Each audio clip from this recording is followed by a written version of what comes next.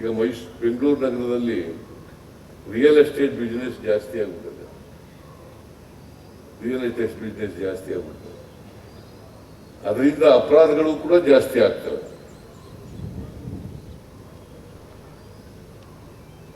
So ಪೊಲೀಸ್ನವರು ಯಾವ ಕಾರಣಕ್ಕೂ ಕೂಡ ರಿಯಲ್ ಎಸ್ಟೇಟಿಗೆ ಬೆಂಬಲವನ್ನ ಕೊಡಕೂಡುದು. ಅದನ್ನು ಕೊಟ್ರೆ ಅಪರಾಧಗಳು ಜಾಸ್ತಿ ಆಗ್ತವೆ.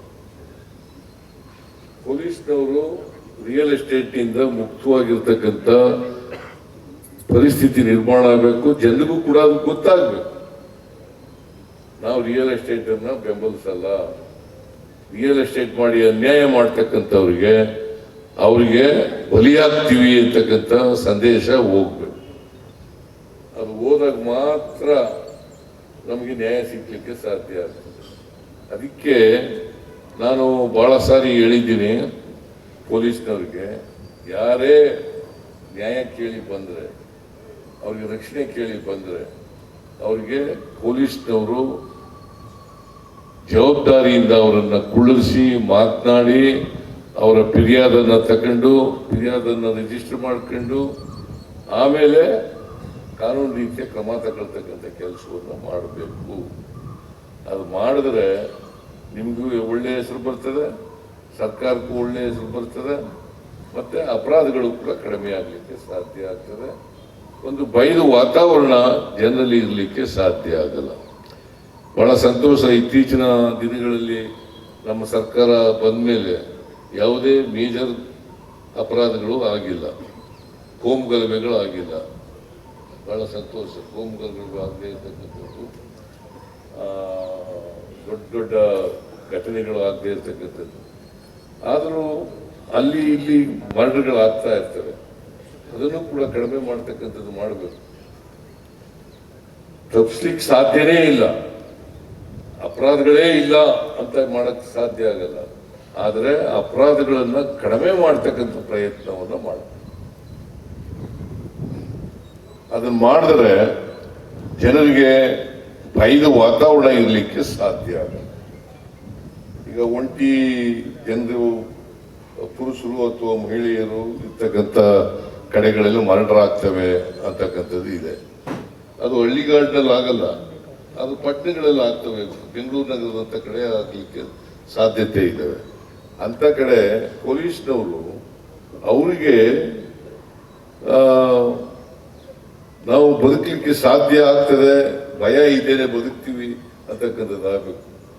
ಅದಕ್ಕೆ ಗಾಂಧೀಜಿಯವರು ಹೇಳಿದ್ರು, ನಾವು ಸ್ವಾತಂತ್ರ್ಯ ಬಂದದ್ದು ಸಾರ್ಥಕ ಆಗ್ಬೇಕಾದ್ರೆ ಮಹಿಳೆಯರು ಮಧ್ಯರಾತ್ರಿನಲ್ಲಿ ಒಬ್ಬಳೇ ನಿರ್ಭಯವಾಗಿ ತಿರುಗಾಡ್ತಕ್ಕಂಥ ಪರಿಸ್ಥಿತಿ ನಿರ್ಮಾಣ ಆಗಬೇಕು. ಅದಕ್ಕೋಸ್ಕರ ನಾವು ಕೆಲಸ ಮಾಡಬೇಕಾಗ್ತದೆ ನಿರ್ಭಯವಾಗಿ. ಇವತ್ತು 12 ಗಂಟೆ ಮೇಲೆ ನಿರ್ಭಯವಾಗಿ ತಿರುಗಾಡ್ಲಿಕ್ಕೆ ಕಷ್ಟ ಆಗ್ತದೆ ಮಹಿಳೆಯರು.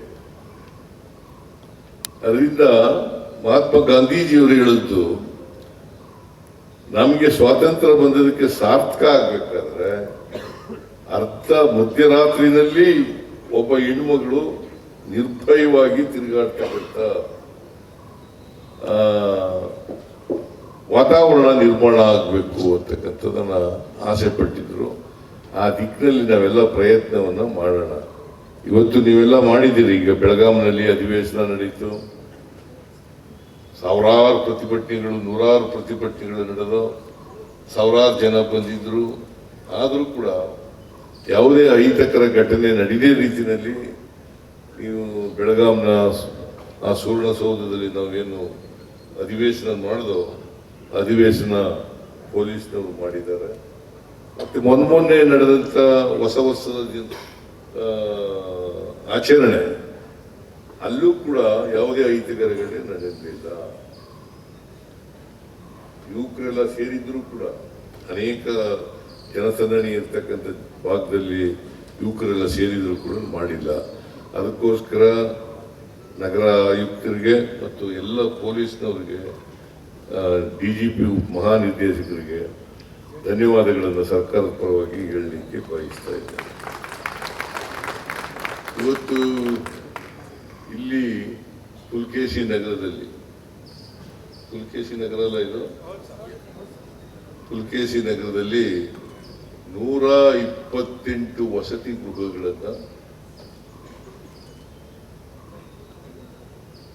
128 ವಸತಿ ಗೃಹಗಳನ್ನು 2 ಬ್ಲಾಕ್ನಲ್ಲಿ ನಿರ್ಮಾಣ ಮಾಡಿದ್ದೀವಿ. ನಾನು ಹೋಗಿದ್ದೇನೆ, ಹೋಗಿ ನೋಡ್ಕೊ ಬಂದೆ. ಬಹಳ ಚೆನ್ನಾಗಿ ಕಟ್ಟಿದ್ದಾರೆ. 2 ರೂಮು, ಮೊದಲೆಲ್ಲ 1 ರೂಮ್ ಮಾಡ್ತಿದ್ರು, ಈಗ 2 ರೂಮ್ ಇರ್ತಕ್ಕಂಥ ಒಳ್ಳೆ ಕಿಚನ್ ಇರ್ತಕ್ಕಂಥ ರೂಮನ್ನು ಮಾಡಿಕೊಡ್ತಕ್ಕಂಥ ಕೆಲಸವನ್ನು ಮಾಡಿದ್ದಾರೆ.